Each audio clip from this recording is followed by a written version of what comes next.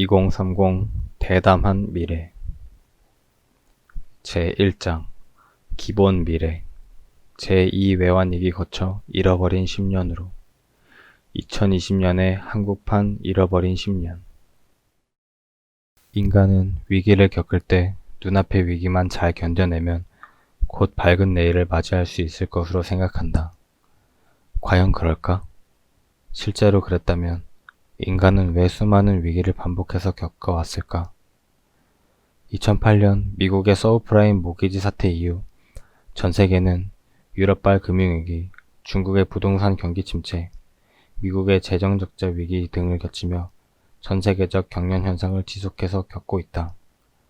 하지만 이것이 끝이 아니다. 미국의 경제가 서서히 살아나더라도 세계는 앞으로도 계속해서 다음과 같은 위기를 반복해서 겪을 것이다.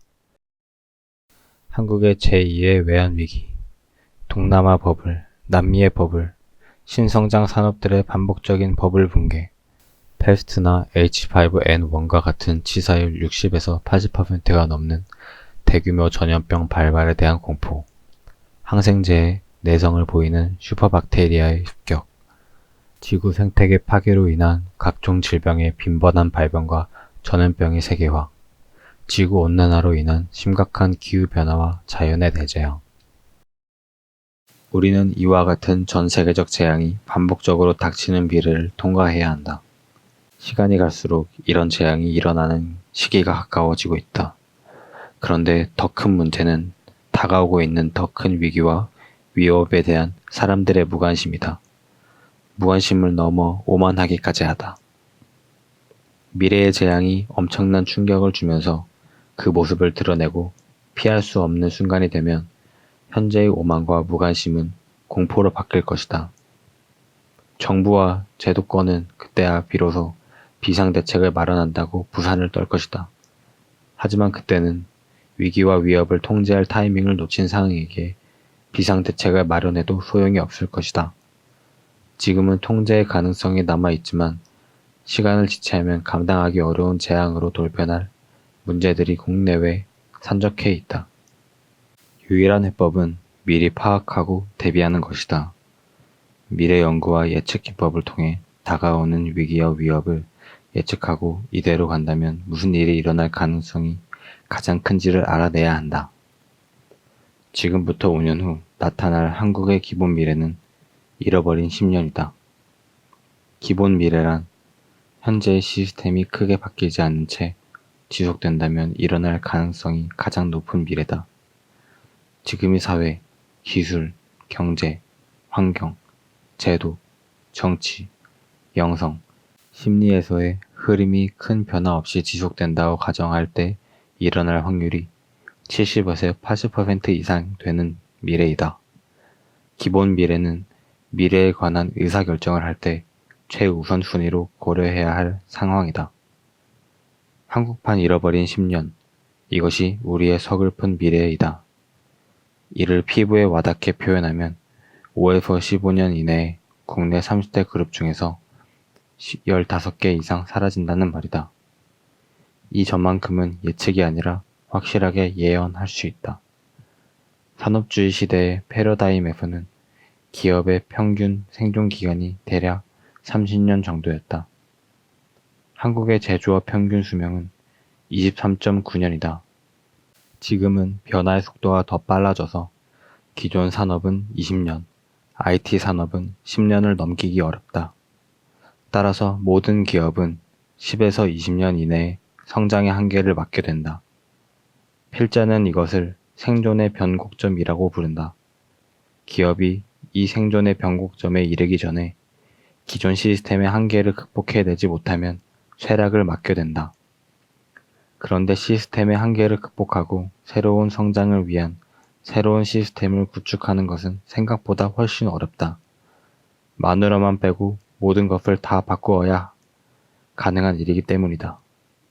제2의 외환 위기가 오고 있다. 5년 전에 발표한 한국의 미래 시나리오들을 다시 점검하고 최적화 연구를 하고 난 지금 필자의 결론은 이렇다. 다가오는 위기에 무덤덤한 한국은 1997년 IMF 구제 금융 위기에 준하는 큰 위기나 GDP의 마이너스 5%가 넘는 극심한 경기 후퇴를 겪고 나서야 위기의 본질을 깨닫고 생존을 위한 필사적인 개혁에 필요한 추진력을 얻을 수 있을 듯하다. 위기를 겪고서야 정치권이나 기업, 그리고 국민이 진지하게 포괄적이고 근본적인 구조개혁을 받아들이는 계기를 마련할 수 있을 것으로 보인다. 그때까지는 국민 스스로 살 길을 찾아야 한다. 생존을 위해 가장 먼저 대비해야 할 미래는 제2의 외환 위기 가능성이다. 현재 불거지고 있는 시스템적 문제를 그대로 내버려 둔 채 포퓰리즘 때문에 구조조정을 미루고 개인, 기업, 정부의 부채를 늘려가면서 부동산 가격 정상화를 계속 늦춤으로써 위기를 해결해 갈 수 있는 마지막 기회를 놓치는 시나리오다.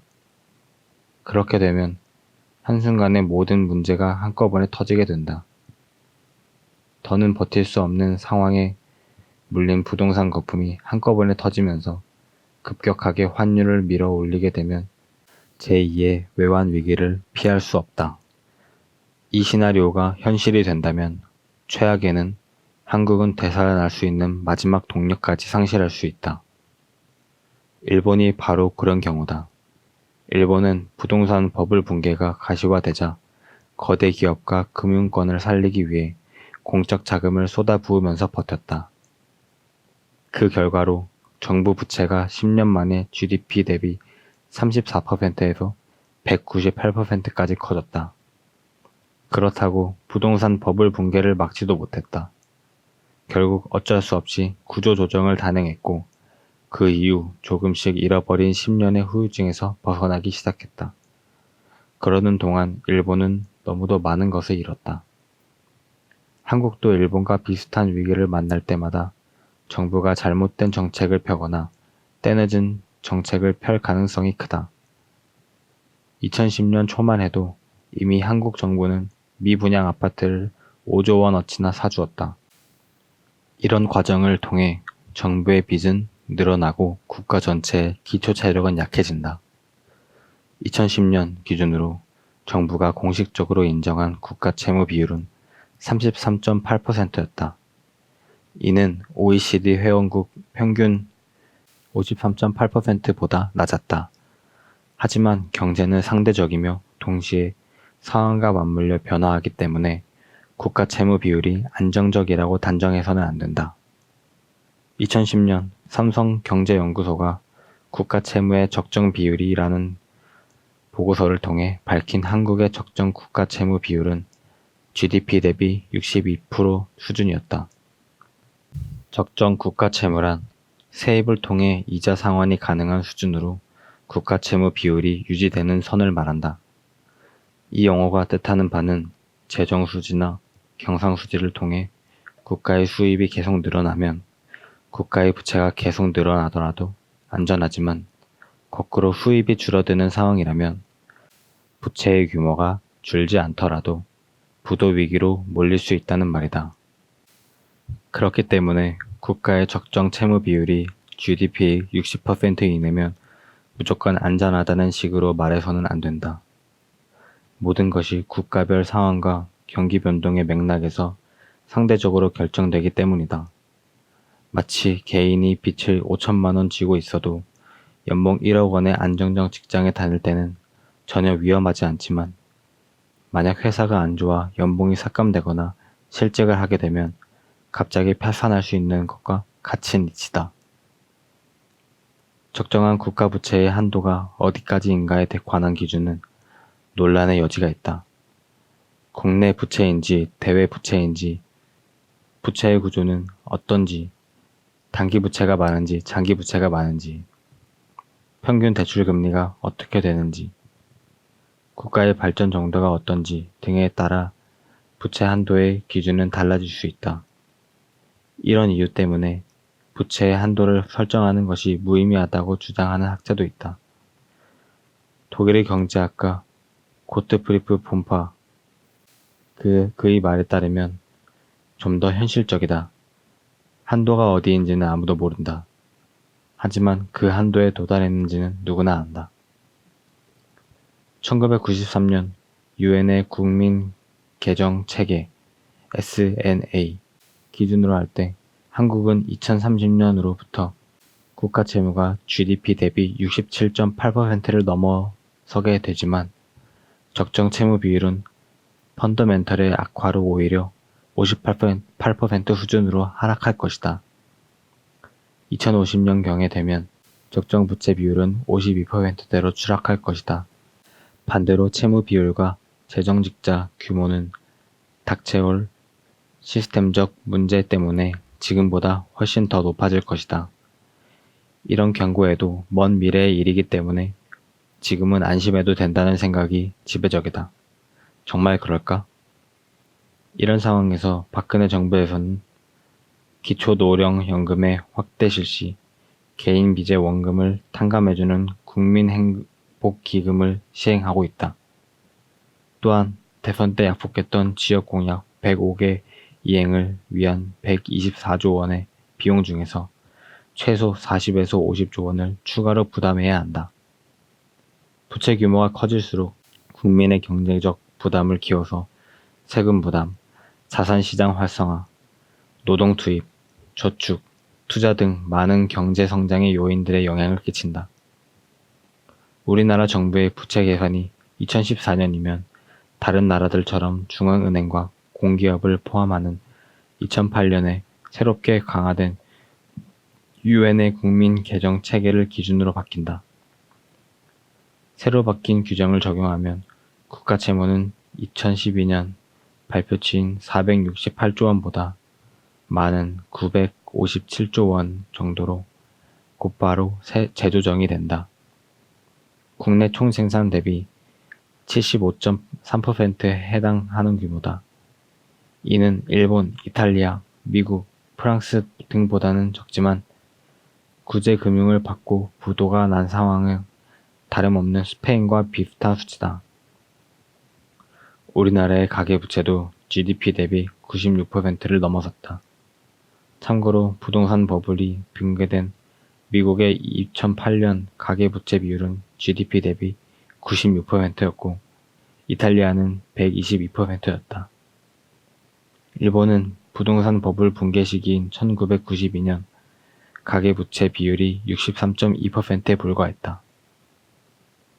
그렇기 때문에 국가 채무 비율에 여유가 있다고 자만해서는 안 된다. 빚을 더 늘리지 말라는 말이 아니다. 추가 가능한 빚 운용 규모를 헛되이 쓰지 말라는 말이다. 철저한 규정 관리, 부채 관리가 필요하다.